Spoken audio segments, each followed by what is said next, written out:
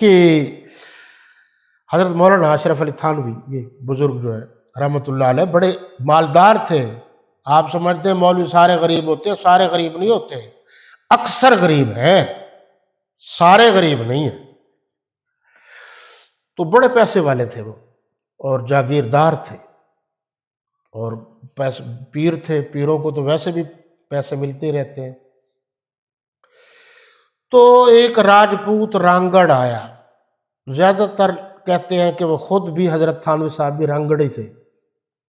رانگڑوں کا اپنا مزاج ہوتا ہے. ہمارا ایک یار تھا رانگڑ، مولانا قاری محمد حنیف ملتانی مرحوم نابینا. تو یہ مجھے بہت سارے پرانے علماء کے ساتھ خطاب کا، گفتگو کا، اٹھنے بیٹھنے کا موقع ملا ہے. تو مجھے ان کی ایک بات بڑی پسند آئی. میں نے ان سے کہا یار یہ شیعہ یوں کرتے ہیں، یوں کرتے ہیں، یوں کرتے ہیں، یوں کرتے ہیں. اچھا.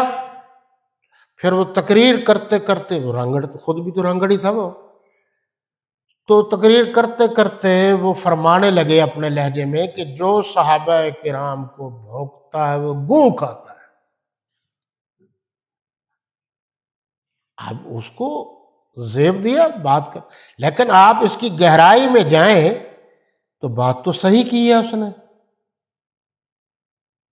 گندا انسان ہی گندگی کو پسند کرتا ہے. خیر حضرت تھانوی رحمۃ اللہ علیہ کے پاس آیا، وہ رانگڑ تھا، اور کہنے لگا کہ بھائی بات یوں ہے، ہم نے بھی پروگرام بنا لیا، تیری بھی 2 شادیاں ہیں، حضرت تھانوی صاحب کی 2 تھی، تو میں بھی دوسری کرا لوں. ان کا اب تو جا پھر آئیو. ان کے پاس ٹائم ہوتا تھا، 1 منٹ کا لیتا تھا، کوئی 1.5 منٹ. جب ٹائم پورا ہوتا تھا وہ چلے جاتا تھا. اگر مزید بات کرنی ہے پھر ٹائم لے کر آنا. پھر کبھی وقت بڑا قیمتی ہوتا ہے. تو 2-4 دفعہ کے بعد پھر وہ رنگڑ تھا، اس سے بھی راہ نہ گیا.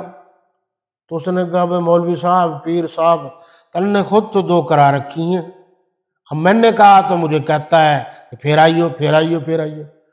وہ کہ جب ہی تو کہہ رہا ہوں تجھے، سب کچھ علیحدہ علیحدہ دیتا ہوں، تول تول کے دیتا ہوں، خرچہ پورا کرتا ہوں، پھر بھی اللہ سے ڈرتا ہوں پتہ نہیں انصاف ہوگا کہ نہیں. جب ہی تو تجھے روک رہا ہوں کہ میں انصاف نہیں کر سکتا ہے، کیسے انصاف کرے گا؟ بس بھائی ٹھیک ہے، وہ ایک ہی ٹھیک ہے.